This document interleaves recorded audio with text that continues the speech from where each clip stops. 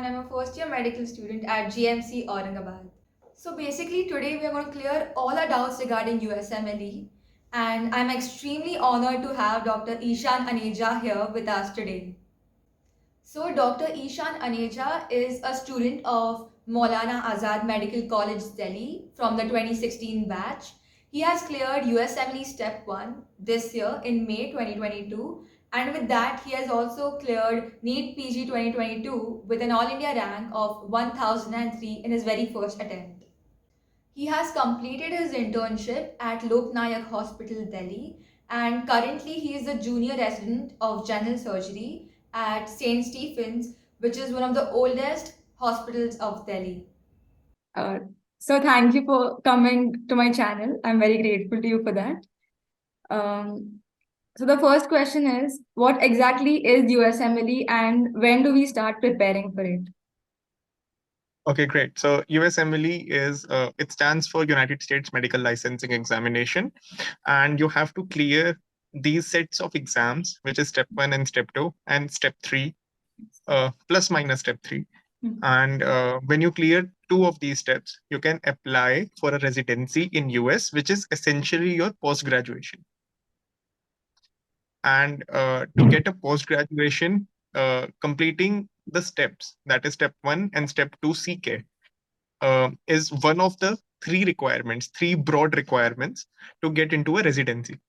So these 3 requirements are, of course, number 1, your exams. Number 2 is going to be your United States clinical experience and letter of recommendations, okay, which you can achieve by going to the US, applying for a observership electives or something like that, and sub internships as well, okay. But it needs a lot of time to discuss all that, okay.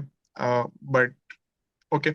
And the third requirement is, of course, it's going to be your publications, which is going to boost your CV. So all in all, you need a great CV, good LORs, and the steps. And the most important thing, which everyone suggests, is your score in step 2 CK, because step 1 is now pass fail, so it doesn't matter. But step 2 CK score is the one which is going to be the deciding factor now. So when did you start preparing your CV? When exactly? Okay, so I was preparing for NEET PG all throughout my MBBS years, and on and off, I used to, there's a very strong USMLE culture in my college. So I used to solve those cases with my friends, and I just knew, I just had some idea that, yes, they do questions like these, they solve cases like this, and it was very, I don't have a better word for it, but it attracted me towards that kind of cases and scenarios, and I felt that yes, it might help me in my professional growth as well. But my mind was set towards NEET PG only throughout my MBBS days. But the moment I entered internship at MAMC, I just lost it. I was like, screw this! I don't want to stay in India. I want to go abroad. So in internship, I had to start afresh, start again, and I started preparing for my USMLE. But so I prepared for like 4 to 5 months, and I was ready for my step 1, but then came my surgery postings, and surgery postings was extremely hectic, extremely.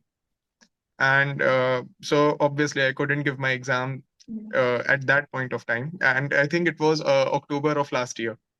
I was prepared for it, but you need a set of mind before appearing for an exam which is going to be 8 hours long, obviously. And you can't sit for an exam which is 8 hours long with a screwed up sleep wake cycle. Yes.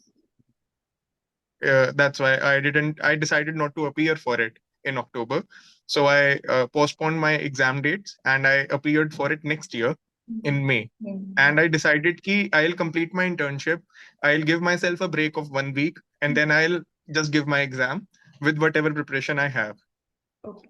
And I think on January 15, it was announced that NEET PG NEET PG will be held on 13th of or 12th of March last year.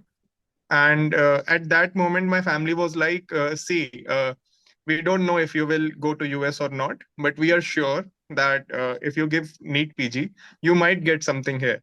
Yes. See, in India and US, there is one big difference that in US, even if you get great scores, it does not guarantee that you will get matched into a residency. But in India, it's very simple. You just have to clear one exam, get a good rank, and the seat is yours, no questions asked. Yeah. And nobody can kick you out of that seat. Right. It's your right. Mm. So in India, the matlab, if you keep the competition aside, everything is simple. You just have to study, sit for an exam, get a rank, and the seat is yours. Mm. But it's very complex in US, very complex. It's like you Wow. have to do researches, you have to make a CV, you have to do a lot of stuff, and you have to invest a lot of money into it as well, money and time. Yeah. I think that's the take home point. Okay. So the next question is, what is the eligibility criteria for giving USMLE? Okay, so to give USMLE step 1, you just need to pass your second prof, and that's it. Okay. And Yeah, and for step 2, you need final prof. okay. Also, what was your method of studying for USMLE, and what books did you use, any study material, and did you apply, did you go for any coaching? Okay, so no coaching. Mm. And since I started my USMLE prep in my internship, obviously I didn't have a lot of time to Yeah. experiment around. Mm. But yes, I did my preparation very comprehensively, Mm. and I did not compromise on that. I did boards and beyond Yeah. almost completely. I don't think I left any chapter. And I also experimented around with various resources for a while just to get the hang of it. I tried Anki, I didn't like it too much, but I have heard it works for a lot of guys, but it didn't work for me. But yeah, it might work for you. And I also tried Sketchy for microbiology and farm, and I used it for like 3 4 chapters which were like very difficult to cram. And after boards and beyond is basically your content review. You just get it's for brushing up through all the required concepts in one go. Mm. And it is system wise. It's not like anatomy, physiology, pathology. It's not like that. Boards and beyond is like entire cardiology in one go. He will start with embryology, then anatomy, then physiology, then pathology, or everything related to heart. So it's a better storyline, and it's basically your explanation of your first aid. It's just your first aid, all the high yielding topics, and he explains it so well. And after boards and beyond, I started with Amboss. I suggest doing Amboss before UWorld. Yes. Amboss is a question bank app, Mm. and it has a medical library as well. Okay. Yeah, and the questions in Amboss are slightly tougher than UWorld. Mm. I won't say it's tougher. It's just a bit different. They just add a difficult spin to the question, and it they try to put make you off balance, but if you get the question right, it really boosts your confidence. Okay. So I like Dambos because the way they ask questions and they present you with answers, right? They highlight the required areas which you should have noted in the question. So when you see a similar question, you tend to look for those keywords, those key phrases, those key labs, those key examination findings, and those key history points.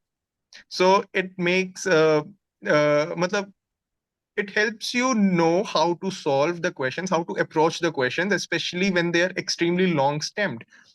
I mean, those size of many of those questions are huge. They are like one whole paragraph, and you have to solve 40 of them in 1 hour. And your target is to get around 90% of them correct. So obviously, Amboss trains you for that, and that's why I feel you should do Amboss before UWorld. Once you get the hang of those questions, you can directly switch to UWorld, and UWorld is the best resource out there for USMLE, of course, and UWorld is probably the closest to the real exam. And do you know when we were preparing for our Indian entrances, even in UG, we go to Akash, we go to Allen and stuff like that, right? So those exams which these institutes take is always tougher than the actual NEET exam. Yes. Yeah, but in MLE the things are different because the actual exam is actually tougher than your preparation. Okay. Yeah, and this line is written in your first aid. I discovered that on exam day, and that was not the good time to, discover such a huge. I mean, I don't know. So yeah, I really wanted to put this out there that Yeah. yes, the real exam is probably going to be tougher than your every practice test. Yeah. So Yes. I guess that's it. Yeah. Sir, is it possible to prepare for both NEET PG and USMLE simultaneously? Do people do that usually? People don't do that usually, and my advice would also be not to do that because it's better to ace one exam rather than sail through both. Yes. Definitely, but I was probably lucky that I got a really good rank at NEET PG and I passed my step one as well. But there's a tiny disclaimer there that I had a very strong background of NEET PG preparation for 4 years of my MBBS. Okay, my people might not have that. So it kind of worked out well for me because my USMLE prep definitely helped me out in my NEET PG. And to be honest, I probably didn't even study for a single day for NEET PG. Okay. I was through and through studying for MLE only. And USMLE is more clinical based, right? Compared to NEET PG. Actually, no, I don't think so.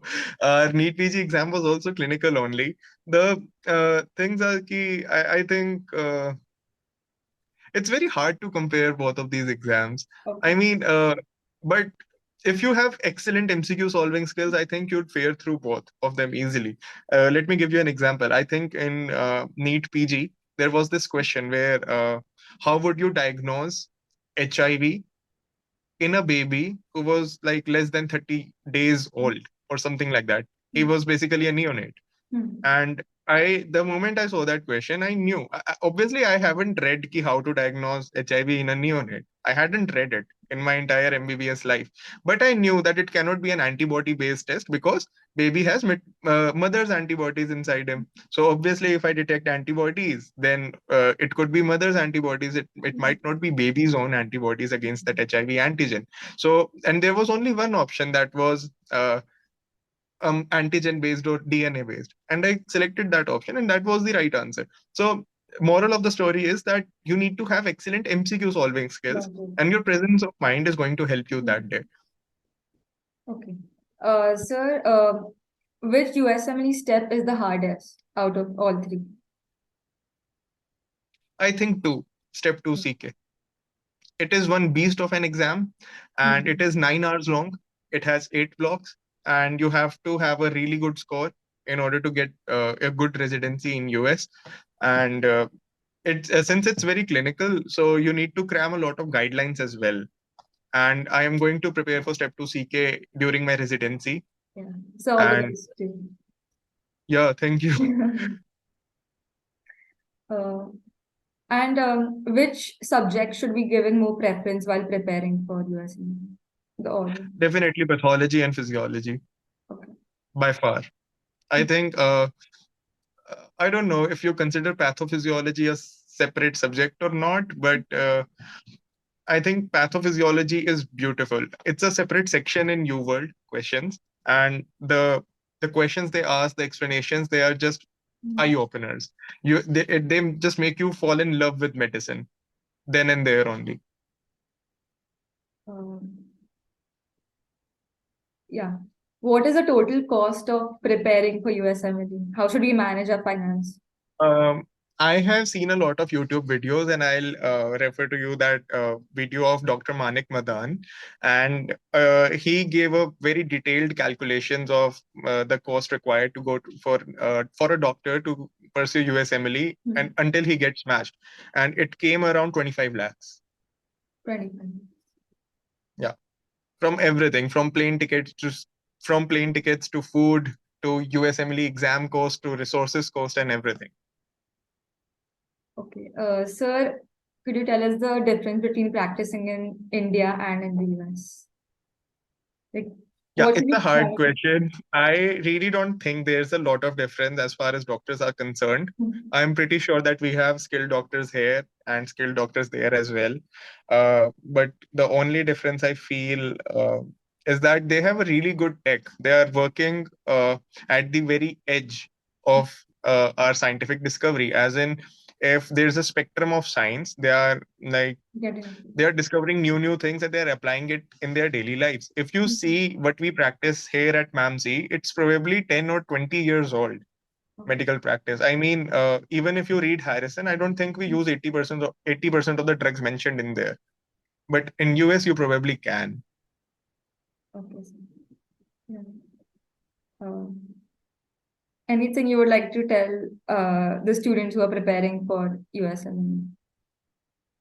Any tips Yes, that I you I think that it's best that you yourself go to US in your college days Mhm. just to see whether you can live there, because migrating from one country to another is never going to be an easy decision for you or your family. And even I am confused until this stage. And I really wish that I had at least once visited US so that I knew that I could settle over there or not. But let's hope uh, I find something. I would like to thank Ishan sir for making things so very clear for all of us. And in case you have any doubts, please mention in the comments below. And please share the video with your friends, hit the like button, and do subscribe.